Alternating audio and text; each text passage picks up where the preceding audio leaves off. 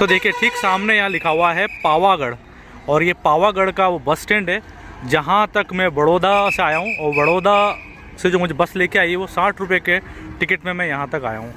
और ठीक पीछे की तरफ एक पहाड़ के ऊपर एक चोटी दिखाई दे रही है, और ये वो मंदिर है, फेमस मंदिर है, महाकाली का मंदिर है, जो हम सब जानते हैं और गरबे के गीतों में हमने ज़रूर सुना है उसको, हमारी महाकाली ने जईने के जो गरबा हमारे, तो ऊपर मंदिर है। तो ये कुछ बस स्टैंड वाला एरिया है, और ठीक सामने से ही मुझे कुछ ट्रांसपोर्टेशन मिलने वाला है जो मुझे ऊपर तक लेके जाएगा, लगभग 5 किलोमीटर तक मुझे आगे ले जाके छोड़ देगा। उसके बाद में फिर मैं वहाँ से पैदल जाऊँगा। तो ये कुछ बस स्टैंड के बाहर का नज़ारा है, जहाँ कई टैक्सी वाले हैं, और ये 30 रुपये पर पर्सन के हिसाब से एक सवारी को यहाँ ऊपर तक लेके जाते हैं। छोटा मार्केट भी है यहाँ पर।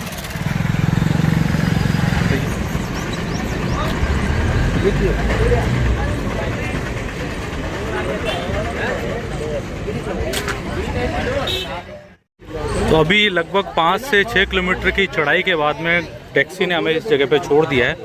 जो एक टैक्सी स्टैंड बना हुआ है पहाड़ के ऊपर, और ये आधा रास्ता इस समय इस तरफ से होकर के रास्ता ऊपर की तरफ जाता है, और ठीक पहाड़ के ऊपर हमें बने हुए मंदिर पे जाना है।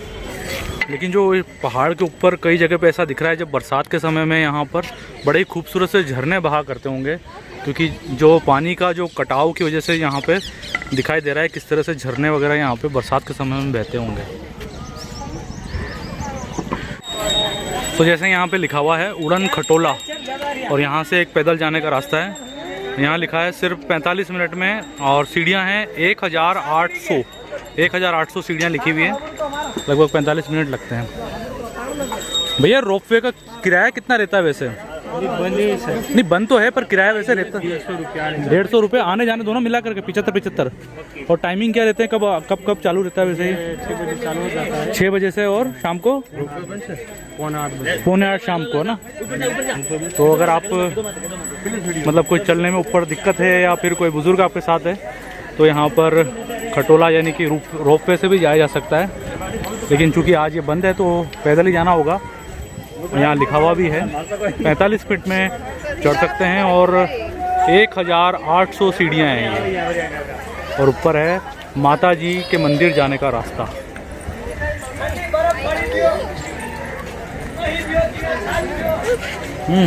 छोटू घोड़ा, अच्छा घोड़ा दिख रहा है बच्चे को।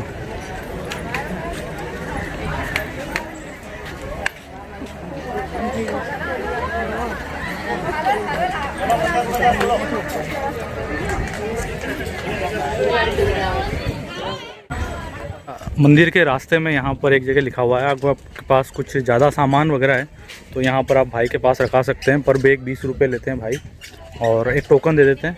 तो टोकन के हिसाब से आपके बैग पे लिखा होता है कौन से नंबर का आपका बैग है। तो ये एक सुविधा है सामान, और इस तरह से और भी हैं लॉकर वगैरह। आपके पास सामान है तो यहाँ पर रख सकते हैं और भी जगहों पर। कितना लेते हैं? 10,000। अच्छा, इस तरह से पालकी से भी ले जाया जा सकता है कोई अगर आपके साथ बुजुर्ग हैं तो। और 10,000 रुपये चार्ज लगता है, लगभग 2000 सीढ़ी ऊपर तक पहुंचाने का, चढ़ाने का। 1723।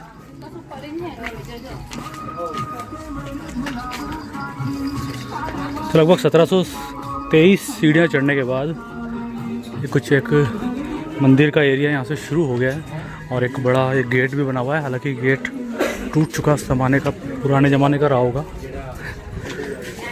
लेकिन आपको पूरे रास्ते इस तरह की शॉप्स मिलने वाली हैं, जहाँ खाने पीने की चीज़ें आपको आराम से मिल जाएगी, और बैठने के लिए भी अच्छी व्यवस्था है, बीच बीच में जगह बनी हुई है।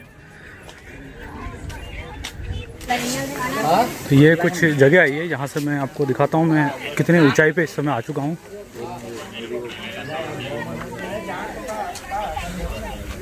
लगभग 1800 सीढ़ियाँ मैं चढ़ चुका हूँ, और ये कुछ नज़ारा इस समय दिखाई दे रहा है।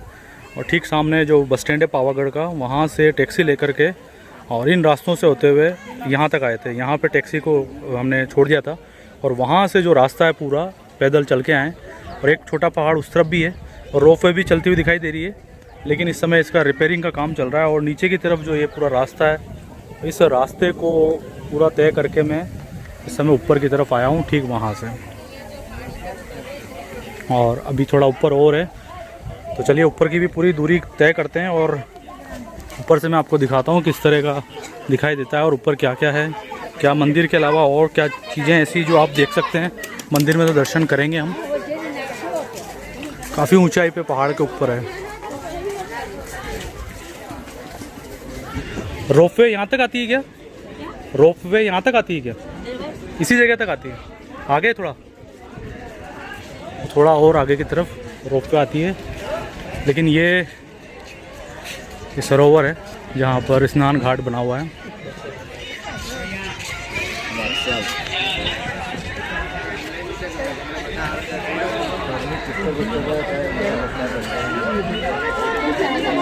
और इस तरफ से थोड़ा कुछ रास्ता और है मंदिर तक ऊपर जाने का।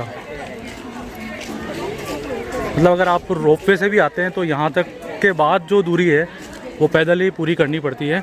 मंदिर अभी ऊपर है।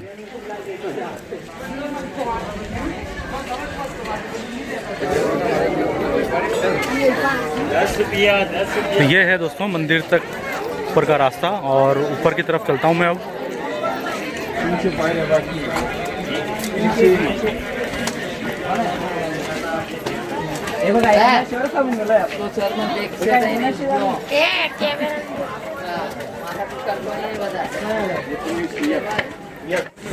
तो जहाँ रोपवे छोड़ती है उसके बाद 400 सीढ़ियाँ और चढ़ने के बाद इस समय एक बड़ा गेट आया है और ठीक सामने उधर माता का मंदिर है, काली माता का। और पहले मैं आपको यहाँ से कुछ नज़ारा दिखा देता हूँ कि किस तरह से ये पूरा दिखाई दे रहा है। रोपवे सरोवर के पास तक लेके आती है और ये नई रोपवे बनाने का काम यहाँ चल रहा है इस समय, जो सीधा ऊपर तक लेके आएगी। पर फिलहाल रोपवे के बाद भी 400 सीढ़ियाँ अभी और चढ़नी पड़ती है।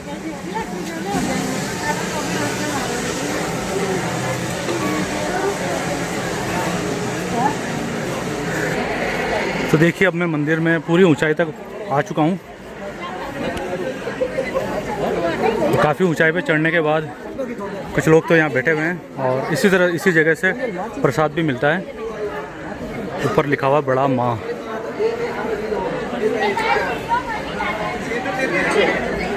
और ये है महाकाली का मंदिर। मैं अंदर से भी दिखाने की कोशिश करता हूँ। पहले एक बार इसका पूरा साइड लुक देखते हैं कैसा दिखता है, यहाँ से नज़ारा भी और साइड से मंदिर भी कैसा दिखता है। देखिए कितने श्रद्धालु हम आए हैं, जबकि आज रोपवे भी चल नहीं रहा है। दोस्तों अगर आप बड़ौदा आ रहे हैं तो फैमिली के साथ आपको घूमने के लिए और दर्शन के लिए एक अच्छी जगह है पावागढ़। मैं रिकमेंड करूँगा अगर आप बड़ौदा के आसपास है तो ज़रूर यहाँ आइएगा।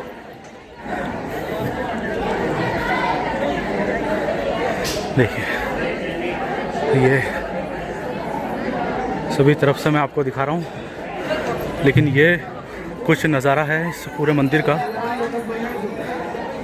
अभी सब यहाँ बैठ के सुस्ता रहे हैं। अंदर चलने से पहले मैं एक बार ये दिखा देता हूँ क्या लिखा हुआ है और किनका ये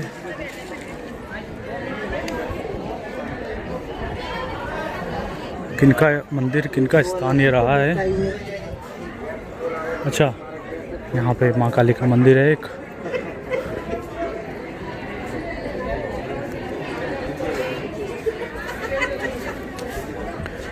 सिटी भी दिखाई दे रही है और बीच बीच में इस तरह से देखिए छोटे छोटे तालाब भी बने हुए पहाड़ के ऊपर। यहाँ से जो नज़ारा है तो बहुत ही खूबसूरत दिखाई दे रहा है।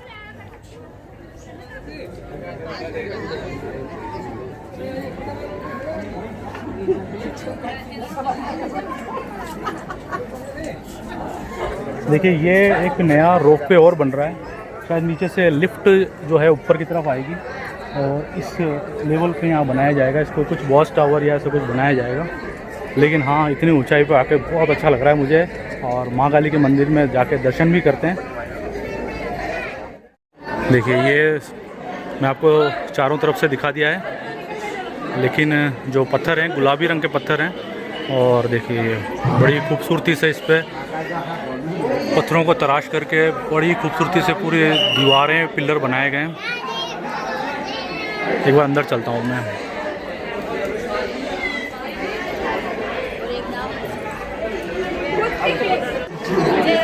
तो आइए दोस्तों अंदर चलते हैं। देखिए ये पावागढ़ काली माँ का मंदिर है। अब ये जो मैं आपको दिखाने जा रहा हूँ,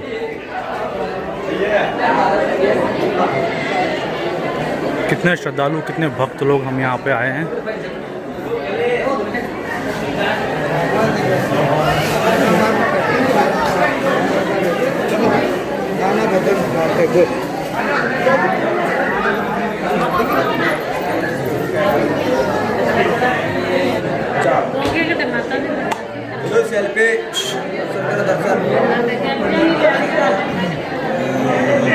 थैंक यू।